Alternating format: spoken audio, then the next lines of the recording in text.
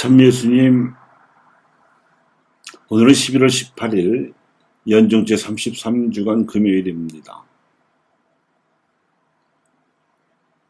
오늘 묵시록 10장에서 사도 요한은 소아시아에서 복음을 전하다가 박해를 받고 섬에 갇혀있는 자신의 처지를 이렇게 묘사하였습니다.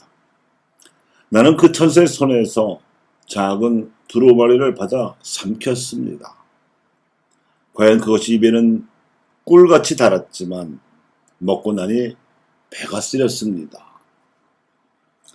그럼에도 불구하고 사도 요한은 계속해서 에베소를 비롯한 소아시아에서 복음을 전해야 함은 물론 복음서와 서간들 그리고 묵시록까지 기록을 해서 후세에 복음을 전해야 하는 처지를 이렇게 기록해 놓았습니다.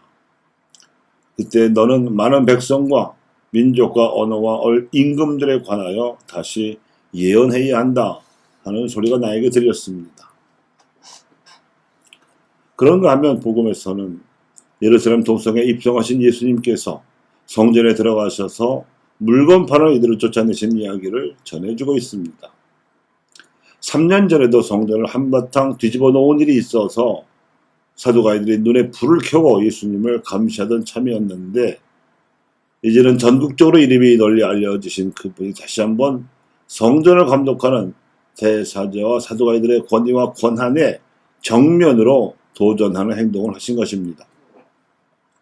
이 성전 정화 사건으로 말미암아 사두가이들은 결정적으로 그분을 살해하려는 결심을 굳히게 되었습니다.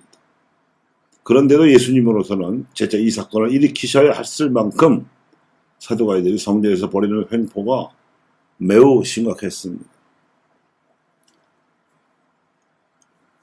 이렇게 독서에서는 사도 요한이 박해 속에서 사도로 살아온 운명과 선교사로 짊어진 소명을 비장하게 고백하고 또 복음에서는 예수님께서 당신의 목숨을 걸고 유대학의 복마전이었던 예루살렘 성전에서의 죄악성을 고발하고 계시는 오늘 말씀을 들으면서 하나님 말씀을 무시했던 유대학의 슬픈 운명과 그리스도교 초대교회의 신자들이 새롭게 하나님 말씀으로 살아가려고 다짐하는 장엄한 모습을 동시에 떠올리게 됩니다.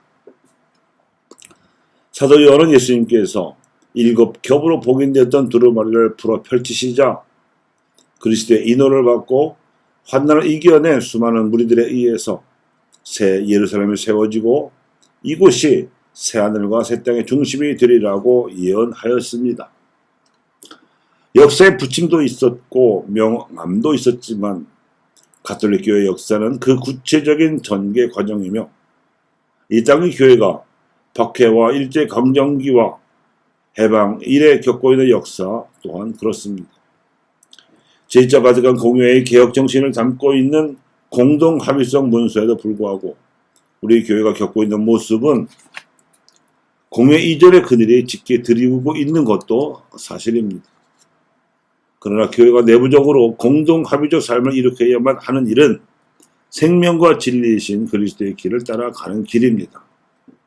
그리고 이 길은 정의와 연대성과 평화의 표징 안에서 민족들의 사회적, 경제적, 정치적 삶을 진흥시키는 파스카 과업에 봉사하는 길입니다.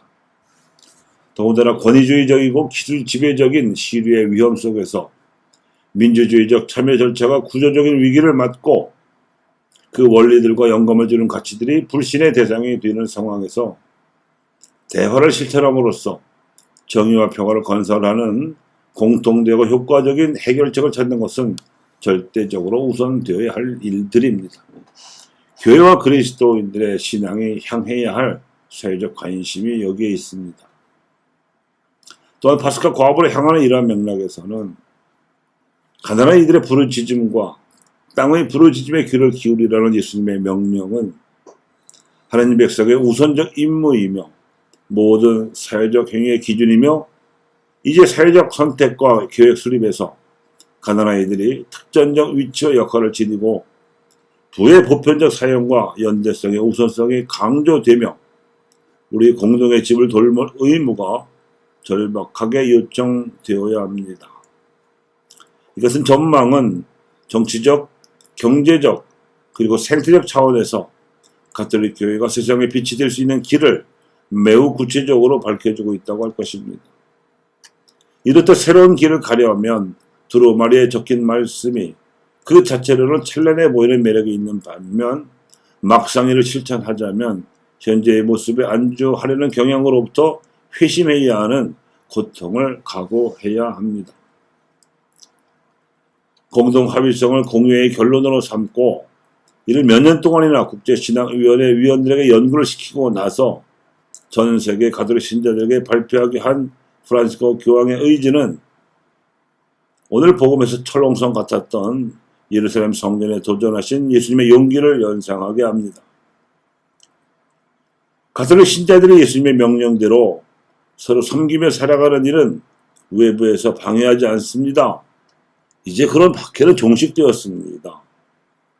단지 우리 내부에서 버티고 있는 복고지향적이고 현실 안주적인 성향이 가로막고 있을 뿐입니다. 이 성향이 과거 2000년 전 예루살렘 성전만큼이나 공고한 장벽처럼 우리의 회심을 지연시키고 있습니다. 그러나 교우 여러분, 제도를 카리스마에 봉사하도록 개혁함으로써 복음 진리로 무장한 가톨릭 교회로 변신하는 일은 도저히 도달할 수 없는 신기루가 아닙니다. 각성된 개별 신앙인들이 작은 공동체로 모여 연대하는 일 또한 성령께서 이끄시는 것으로서 실현 불가능한 기적이 아니라 얼마든지 실현 가능한 기적입니다. 오늘 복음 하나성의 말씀으로 마치겠습니다. 내 양들은 내 목소리를 알아듣는다. 나는 그들을 알고 그들은 나를 따른다.